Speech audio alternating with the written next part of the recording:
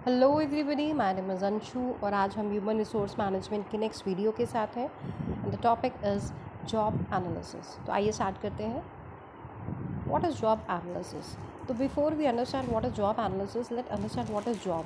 देखिए, job is a bundle of related task और जो जॉब होती है उसके अंदर फिजिकल और मेंटल एक्टिविटी इंक्लूड होती है जो एक निश्चित स्थान या निश्चित समय पर की जाती है और जिसके बदले हमको मनी यानी कि रिवॉर्ड दिया जाता है। तो जॉब एनालिसिस से हम क्या समझे, एक ऐसी प्रोसेस होती है जहाँ पर हम जॉब ड्यूटीज़ रिस्पॉन्सिबिलिटीज़ को डिफ़ाइन करते हैं और बहुत सारे फैक्टर्स जो जॉब से रिलेटेड होते हैं उनको कलेक्ट करते हैं।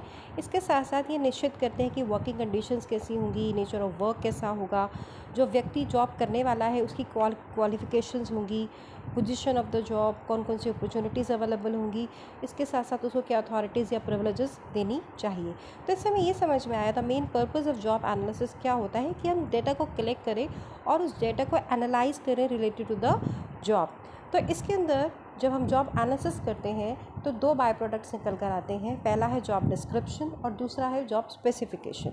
तो देखिए, जो रिक्वायरमेंट्स होती हैं जॉब की उसको बोलते हैं जॉब डिस्क्रिप्शन, यानी एक ऐसी स्टेटमेंट जो जॉब से संबंधित सारी जानकारी देती है। लाइक जॉब का टाइटल क्या होगा, जॉब की लोकेशन क्या होगी, जॉब समरी, ड्यूटीज़, कौन कौन सी इक्विपमेंट्स मशीन्स यूज़ होंगे, मटेरियल कैसा यूज़ होगा, कौन सुपरवाइज़ करेगा, वर्किंग कंडीशंस कैसी होंगी, अगर जॉब्स के अंदर कुछ हैज़र्ड्स इन्वॉल्व है तो वो क्या है। तो ये सारी चीज़ें किस में आ जाएंगी, ये जॉब डिस्क्रिप्शन में आ जाएंगी। और दूसरा बाय प्रोडक्ट क्या होता है, जॉब स्पेसिफिकेशन।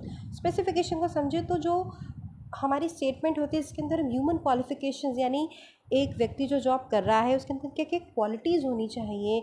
लाइक उसका कितना पढ़ा लिखा होना चाहिए, उसके पास कितना एक्सपीरियंस होना चाहिए, कौन कौन सी ट्रेनिंग उसने की होनी चाहिए। अगर कोई ऐसी जॉब है जिसके अंदर फिजिकल मूवमेंट की आवश्यकता है तो कितना फिजिकल एफर्ट चाहिए, फिजिकल स्किल्स चाहिए जॉब से संबंधित। अगर उसको कोई कम्युनिकेशन स्किल्स की आवश्यकता है तो उसके अंदर होनी चाहिए। इसके साथ ही इमोशनल करेक्टरिस्टिक्स या संबंधित जॉब से रिलेटेड कोई भी स्पेसिफिकेशन है वो सारे की सारे किसके अंदर आ जाएंगी, जॉब स्पेसिफिकेशन के अंदर आ जाएंगी। तो इन सब से हमें ये समझ में आया कि job analysis is the process of studying and collecting information related to the operations and responsibilities of a specific job. Operations की बात करें तो जॉब डिस्क्रिप्शन की बात आ जाती है और रिस्पॉन्सिबिलिटीज़ की बात करें तो जॉब स्पेसिफिकेशंस की बात आ जाती है। तो आई होप आपको जॉब एनालिसिस का मतलब समझ में आ गया होगा। Now the next concept is what is the use of job analysis, हम करते ही क्यों हैं।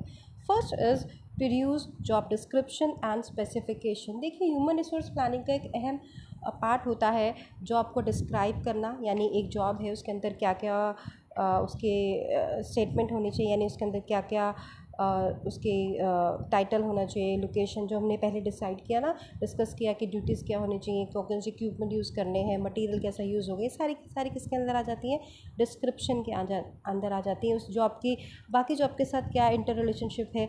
अब ये जॉब एनालिसिस जब हम करते हैं तो हम साउंड डिसीजंस ले पाते हैं regarding the hierarchical positions, regarding the functional differentiation. तो इससे हमारी जो ऑपरेशनल एफिशिएंसी है वो इम्प्रूव हो जाती है। इसके साथ साथ स्पेसिफिकेशन हमने भी किया कि ह्यूमन क्वालिटीज़ कौन कौन सी चाहिए होती है किसी जॉब को करने के लिए। ये सारी चीज़ें हम कब पता चलती है, जब हम जॉब को एनालाइज कर पाते हैं। दूसरा इंपॉर्टेंट पार्ट है रिक्रूटमेंट एंड सिलेक्शन। देखिए, right person should be selected for a right job. अब इसके लिए उसके अंदर क्या क्वालिफ़िकेशन होनी चाहिए, क्या क्वालिटीज़ होनी चाहिए, उसकी रिक्वायरमेंट के साथ साथ वर्कर्स का एप्टीट्यूड कैसा होना चाहिए, एबिलिटीज़ कैसी होनी चाहिए, इंटरेस्ट कैसा होना चाहिए, ये सारी चीज़ें हमें जॉब एनालाइज करने के बाद ही मालूम पड़ती है। नेक्स्ट है जी परफॉर्मेंस स्टैंडर्ड। देखिए, जब हम पर्सनल को हायर करते हैं साइंटिफिक बेसिस पे तो हमको एडवांस में ही मालूम होना चाहिए कि किस स्टैंडर्ड के आधार पर हम उनकी एप्लीकेंट्स को कंपेयर करेंगे, यानी एक बेंचमार्क कैसा होगा। तो इसके लिए तो स्टैंडर्ड होना चाहिए that should establish the minimum acceptable qualities necessary for effective performance of the job duties and responsibilities. अब ये जो स्टैंडर्ड्स होते हैं कैसे हम एस्टैब्लिश कर पाते हैं, that is only through job analysis. Next is training and development, very important. देखिए, जो जॉब एनालिसिस होती है हमको बहुत अहम जानकारी देती है कि किसी जॉब के लिए हमको क्या क्या ट्रेनिंग नीड्स चाहिए। हमको ट्रेनिंग जो प्रोग्राम है वो डिज़ाइन करना है, हमको ट्रेनिंग की इफ़ेक्टिवनेस को इवैल्यूएट करना है। जैसे जो एम्प्लॉयमेंट डेवलपमेंट प्रोग्राम्स होते हैं ना, जैसे एक जॉब को जॉब रोटेशन है, जॉब एनलार्जमेंट है, जॉब एनरिचमेंट है, ये सारे हमें जॉब एनालिसिस के आधार पर ही पता चल पाते हैं। Next is compensation. Compensation means की रेम्यूनरेशन। देखिए जो जॉब इवैल्यूएशन होती है वो हमको हेल्प करती है कि किसी पर्टिकुलर जॉब के लिए कितनी सैलरी या कितने वेजेस देने चाहिए। इसके साथ साथ जो एम्प्लॉयज़ होंगे उनको जो हम फ्रिंज बेनिफिट्स देते हैं, बोनसेस देते हैं या अन्य कोई बेनिफिट्स देते हैं, वो किसके आधार पर तय किए जाते हैं? वो जॉब इवैल्यूएशन के आधार पर किए जाते हैं, क्योंकि जो रेम्यूनरेशन होगा that should be based on the relative worth of each job. अगर हमने इस प्रिंसिपल को इग्नोर कर दिया और हमने इनइक्विटेबल कंपनसेशन कर दिया तो एम्प्लॉयज़ के अंदर एक डिससेटिस्फेक्शन आ जाती है। तो एक जॉब के लिए राइट वर्थ क्या होगी, उसकी कितनी सैलरी, कितने वेजेस होने चाहिए, ये हमको जॉब इवैल्यूएशन से ही पता चलता है और वो हम जॉब एनालिसिस के आधार पर ही जान पाते हैं। अगला है ट्रेनिंग। हमने से पहले भी किया, ट्रेनिंग के लिए भी हमको जॉब एनालिसिस की आवश्यकता पड़ती है। जो ट्रेनिंग और डेवलपमेंट प्रोग्राम्स होते हैं that can be designed according to the job requirement. इसके साथ साथ जो सिलेक्शन ऑफ ट्रेनीज है it's also facilitated by the job analysis. Next is helps in performance appraisal.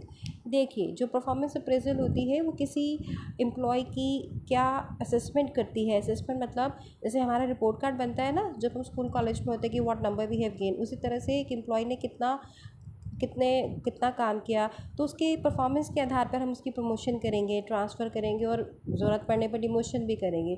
तो जो जॉब एनालिसिस होती है फैसिलिटेट परफॉर्मेंस अप्रेजल और एक स्टैंडर्ड फिक्स कर देती है जिसके आधार पर हम उसकी एक्चुअल परफॉर्मेंस को कंपेयर कर सकते हैं और एक्सेस कर सकते हैं। Next topic is regarding the process of job analysis. The first point is organizational job analysis. देखिए सबसे पहले जो ह्यूमन रिसोर्स मैनेजर होता है उसको डिसाइड करना है, उसको ऑर्गेनाइज करना है पूरा programme. Like the organisation must determine who will be in charge of conducting job analysis programme because it is a very time consuming task. तो जो ह्यूमन रिसोर्स मैनेजर होता है वो एक स्केड्यूल बनाता है कि कौन कौन सा व्यक्ति जिसको आधार दिया जाएगा कि वो जॉब एनालिसिस का काम करेगा। एक बजट फ्रेम कर दिया जाएगा। हर कंपनी का अपना अपना तरीका होता है। Like some company they conduct at the interval of 2, 3 और 5 years depending on the type of the company.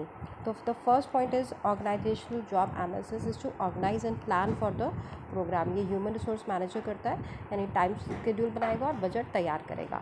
दूसरा है selecting representative jobs for analysis. देखिए मैंने पहले भी बताया कि it is would be very difficult and time consuming to analyse the job. बहुत लंबी प्रक्रिया है। तो जो जॉब एनालिस्ट होता है वो कोई रिप्रेजेंटेटिव पोजिशंस को डिसाइड कर देता है in order to analyse them. Third is collection of data for job analysis, very important. तो जो हम डेटा कलेक्ट करते हैं उसको हम 2 पार्ट्स में डिवाइड कर लेते हैं। First is data regarding the information regarding the job and second is information related to the qualities of person holding the job. पहली बात करते हैं इंफॉर्मेशन रिगार्डिंग द जॉब, यानी जॉब से संबंधित हमें जानकारी क्या क्या चाहिए। तो उसको हमने 3 पार्ट्स में डिवाइड कर दिया। पहला है फिजिकल एनवायरनमेंट। लाइक कोई ऐसी जॉब्स होती है जैसे पर्टिकुलर टेम्परेचर है, नॉइज़ है, डर्ट, कंफर्ट, डेंजर, इन सब चीज़ों के बारे में स्टडी करेंगे।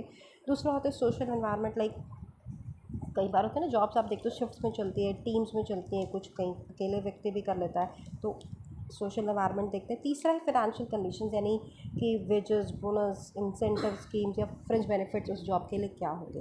दूसरी टाइप की इन्फॉर्मेशन जो हम बात करते हैं रिगार्डिंग द क्वालिटीज़ यानी कि physical demands and the intellectual demands. देखिए कुछ ऐसी जॉब्स होती है जिसके अंदर हमें आवर्स ऑफ वर्क या मस्कुलर एनर्जी, ट्रैवल, ऐसी चीज़ों का ध्यान रखना पड़ता है।